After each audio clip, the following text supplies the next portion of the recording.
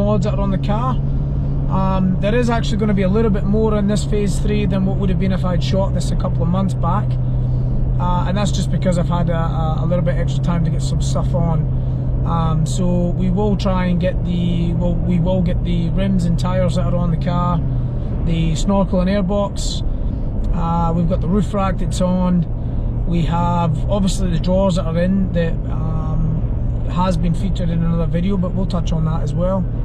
And we've got the ARB air lockers front and rear with the LINX system also. So that's a few extra little things that weren't going to be in the last video if this video if I'd shot this a couple of months back. So we'll just touch on things briefly. But yeah, I probably won't talk to you again until I get up there. I think the turn off Scorey Road from memory. So I'll get down there and then I'll talk to you before we start heading down that way and see what we come up to. Alrighty.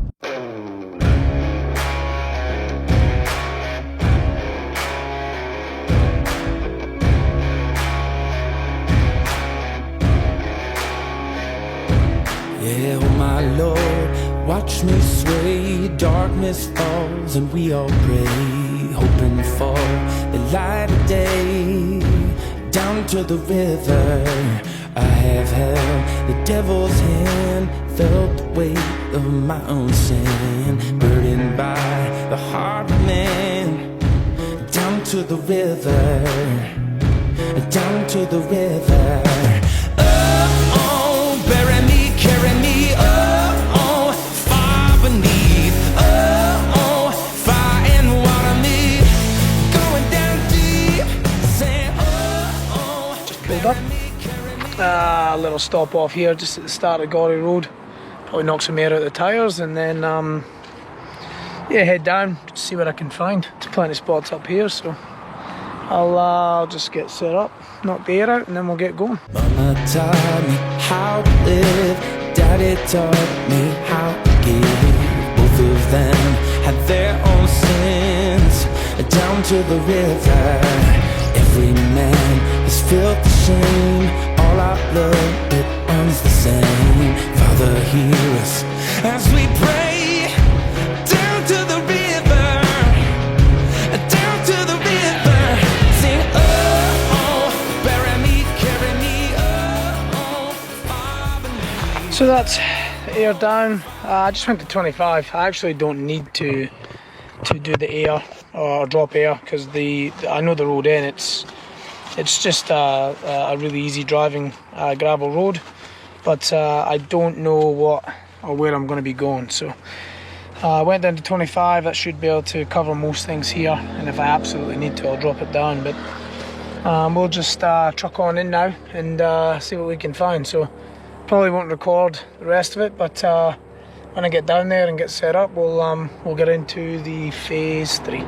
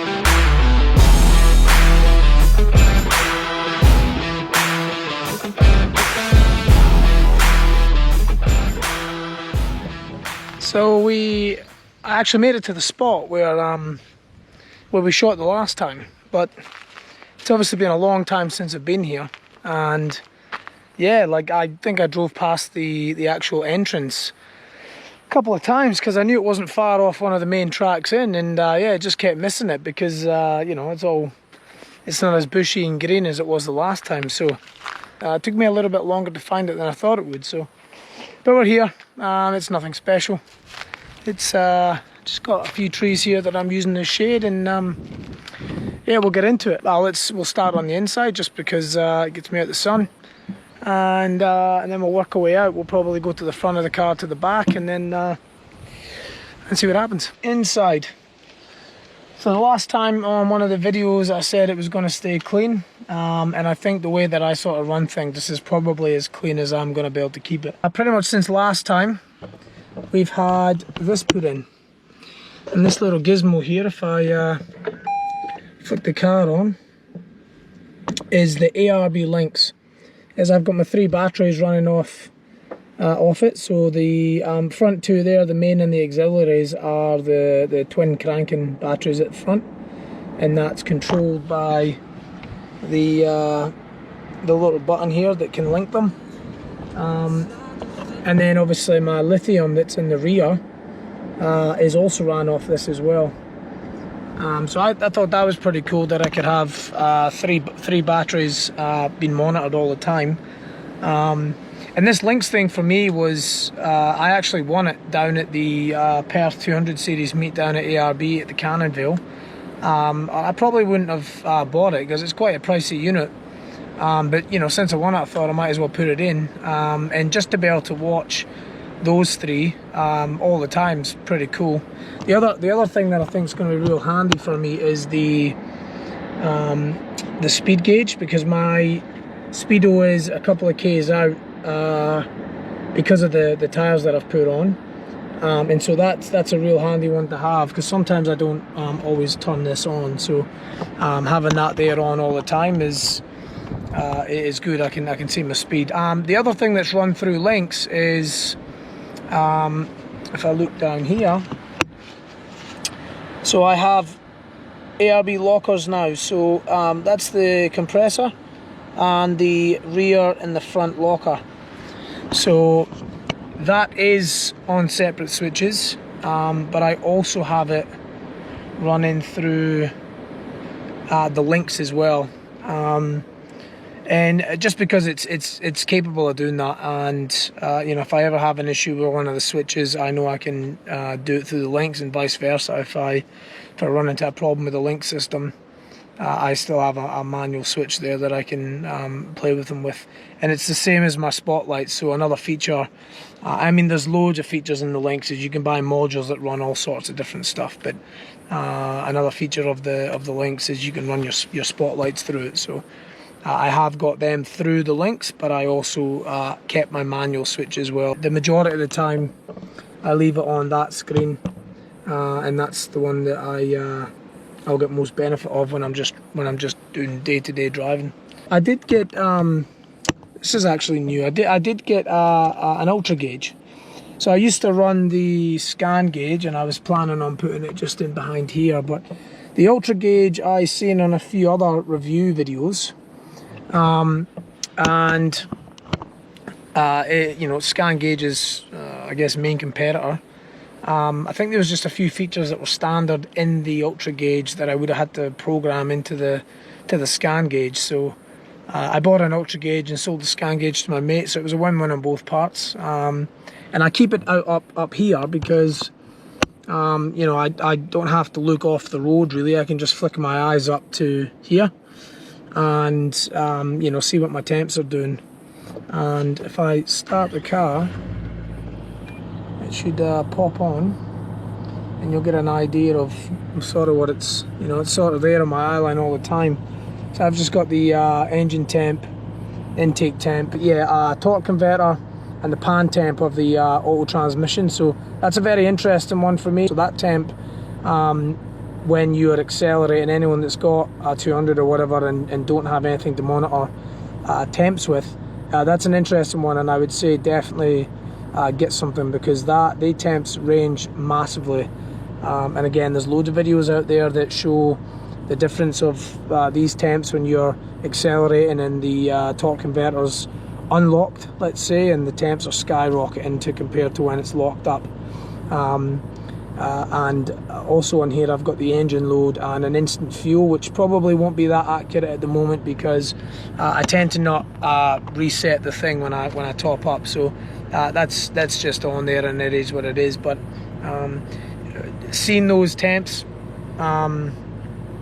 you can see why a lot of people put in the lockup kit, like a stock lock or a Richards lockup kit, and that they make a huge difference. But effectively on the inside, that's pretty much it from the last time. I mean, I've added back in my Grab Me Gear dash sort of organizer, and you know, my HEMA, but I think that was on there the last time. And this is where I run the GoPro that's that I use for just doing the in-car film. I think that's pretty much it for the inside. We'll jump out and go to the front, and we'll have a look at the snorkel on the airbox. Moving into the front, as you can see, Moonlight box is in, and man, it's nice. Obviously covered in dust from a recent trip down and dwelling up, but yeah, Moonlight box, and also the Moonlight snorkel. Now I ran this in the 76 series, and I was very impressed with I mean, just how bulletproof and how seal tight they are. So I can't believe, I can't remember exactly how long, it might have been best part of 4 years I had it in the 76, both their snorkel and their airbox, and I had absolutely no issues. So it doesn't use the Toyota factory filter anymore. It goes away and it uses the Duramax filter. Now I still don't know if the filter was the problem or it was a combination of the filter and the clamping pressures on the airbox, but I have absolutely no worries now with the Moonlight one in. I know that's going to be brilliant. And as for the snorkel, this time I went with the rear facing. I didn't actually do it because I think it looks better. I know a lot of people run it because they prefer the look of it. I don't know, I guess I went off the theory, and I think I don't know, maybe a lot of others that run the rear facing, is that it's facing the other way. Yes, it's still sucking. Is it gonna see less dust coming in? I don't know, time will tell. That's the reason why I went with the rear facing this time. It does look good, I'm not gonna deny that. It does look better than the ram head, but I didn't put it on that way because it looked better. And I'm still gonna run a pre-filter on that. I've got a rear facing pre-filter. I'm not sure if it's a uni-filter one or not, but yep, got one of those, and I'll still put that on and just have another added bit of security. But yeah, Moonlight box with the Duramax filter and the rear facing 5-inch snorkel. I mean, it does look really mean. I think that's pretty much it for the front end. We'll have a look at the roof rack before we end up going into the drawers at the back. So we'll jump up on the side step and have a peek. So there is nothing special here. It's the new style Rhino rack full length platform. Yeah, there's nothing flash up there at the moment. Full length because I don't really care if I cover the sunroof. I wouldn't have had it if I could have optioned it out. I can still use the sunroof. It is still fully functional. It is high enough to be able to pop it up and still use it if I need to, but I just tend not to. If anyone's got one of these and they have that little cover here, this thing up here that covers that, if you open that up and you're running the, you know, down the freeway or whatever, it's crazy noisy. Yes, it's the roof rack noise, you are going to get it. But yeah, standard full length Rhino rack. I think it's the 2100 by 1200. The only other thing that's going to get added on, I did say earlier, is I've got the awning that's going to be going up on the passenger side. It's another 270, but the really amazing thing is it's actually made here in WA and 20 minutes from my house. So that's all the framework for the actual awning itself. That's the canvas that gets put on. It is Aussie canvas, and it's all done 20 to 25 minutes from my house. So that's amazing. Any issues with anything in the future, I know I'll be able to get sorted out, which is just brilliant. And then also we are starting to run the swag again. So if we're only running the car, like I did just at the weekend past, I had the swag up there, a couple of swags, so the father-in-law tagged along, and I've got all my usable space for the stuff I can't fit in the car. And the reason why is because the drawers. So I'll head back there now, and we'll have a quick look at the drawers, because I'm gonna do a completely separate standalone video on the drawers, because there is a fair bit in there, and run through all the stuff storage-wise that I've got. But yeah, the car's definitely come together, and I've actually used it and tried it. I had a little play off-road, and it definitely goes well. But yeah, we'll head back, we'll have a quick look at the drawers, and then I guess we'll just have a general chat at what I want to do with the channel this year, and what I want to try to achieve with it. So I'll meet you at the back. Okay, so moving into the back of the car, and as you can see there's the drawers. Anyone that does follow me on Instagram will have seen not just the drawers, but probably everything else from sort of post. It's a little bit easier to keep that updated, obviously, but they would have seen the snorkel and the rims and tyres and roof rack and whatnot, and the drawers.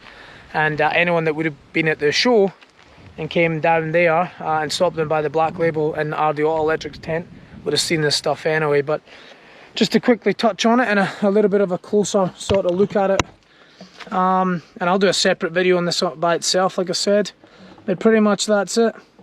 And the big thing was to get this Enerdrive unit squeezed into the middle there, which is such a big and cool sort of thing to be able to actually have done now. And John and his team and Riley from RD Auto Electrics has completely smashed this, and been a massive build, and it's came up incredible. But yeah, just quickly, as you can see it there, main power unit in the middle. That's a 40 litre angle on a drawer slide. A couple of drawers that are slightly smaller.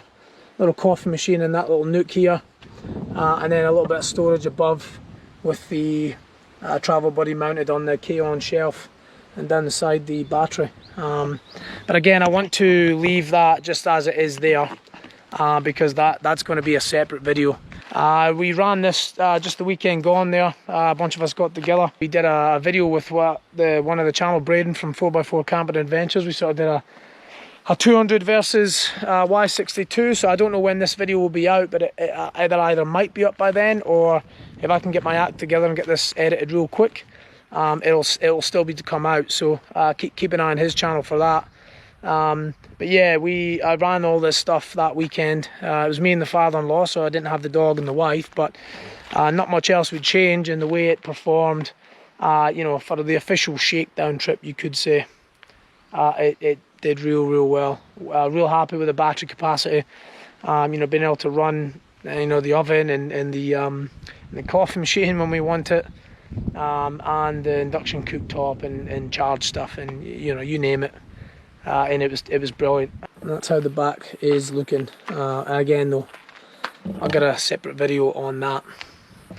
And pretty much the last thing I want to look at for the phase 3 sort of side of it is going to be the rims and tyres. Pretty much what we're running on here is we've got the Fuel Vector rims. They're 18" by 9" wide, and we've coupled them with the Nitto Ridge Grappler, and they're the sort of in between the muddy and the all-terrain, and I'm real impressed with them. I remember years ago I had the Nitto MTs, which is the mud terrain ones, on my 76, and they were bulletproof, but I actually wanted the Ridge Grapplers. Just nobody brought them in, and the people that could get them in, you pay a lot more in to get them in, because they were all coming in from the States. But well happy that I've put them on, and they look incredible. They've got a real aggressive sidewall. It's all the 3-ply sidewall, so it's really strong.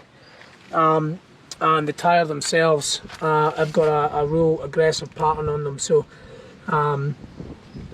so far so good. If anyone is wondering, I have went slightly larger on my tyre to a 285/65/18.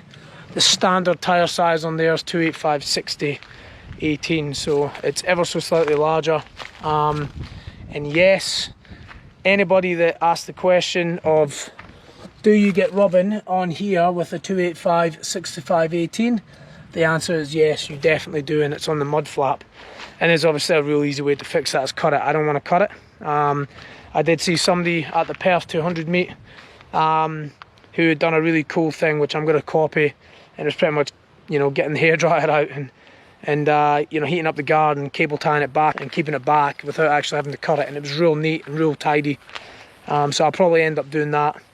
But you can see this one seems to catch. I don't know if you can see it. Yep, you can see that catches a little more than the other side. But yeah, you definitely do scrub without any more intervention on the guards and whatnot. So I think that's about it. I'll just get to the back and shut everything up, and then we'll have a quick chat on sort of what we're going to be doing this year. So I'll pack up and we'll get you in a second. Alright, so that's pretty much it for this video. I'll do a completely dedicated video on the rear, and I'll probably just do that in the garage at the house, and that way I can actually you know, play around. I can run the induction cooktop, run the coffee machine, and put a few numbers on what each of those things down the back there actually draw, and the, you know, the pie oven and that. But as for phase 3 and the mods that are on it at the moment, you know, having the extra couple of months to get stuff done, we've managed to get the airbox and that on, so there's a few extra things on there that I probably wouldn't have had on phase 3, and I would have had to do another one. So as for everything that's on it at the moment, physically, that'll be it for a little while. There is a few things ordered, but that's with COVID and the waits for pieces of equipment, that's a fair bit away. So that's about 5 months away before we do the next exterior mods on here. The phase 4 side, I'm going to go and try and get the wheels in motion for that. That'll be engine mods for the phase 4 stuff. So we'll try and get a tune done, the auto tune done. We'll probably put a lock-up kit in there as well, and we'll call that phase 4, and then we'll just leave what's left to be done, which is at the rear anyway, for way down the line.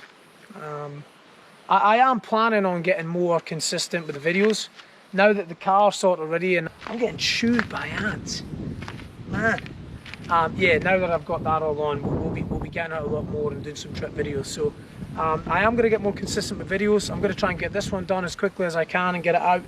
I'll record the drawer one at the back, which will only be a quick, I don't know, 5 or 10 minute video that we'll do on some of the stuff that's in the back, and show you that in a bit more detail. And trips, I'm hoping to get a couple of one-nighters with, if it's me going solo for a night, and I'll try and get a trip one done, or if it's me, the wife and the dog as well. So I'll try and get a couple of trip videos done and have them staggered to be monthly. I'll just commit to monthly at the moment, and then see what happens from there. So I'm really going to push YouTube. Yeah, bastard. Really going to push YouTube this year and see what happens. Just I'll make sure I keep it fun, and yeah, put out some more content. Jeez. I think that's about it. We'll leave it there. As always, please like the videos, smash the like button.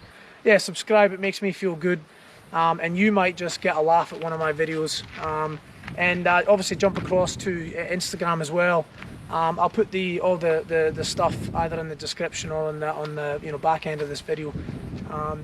Check out the other videos that I've got. I've got a playlist with I'm putting together the build stuff in.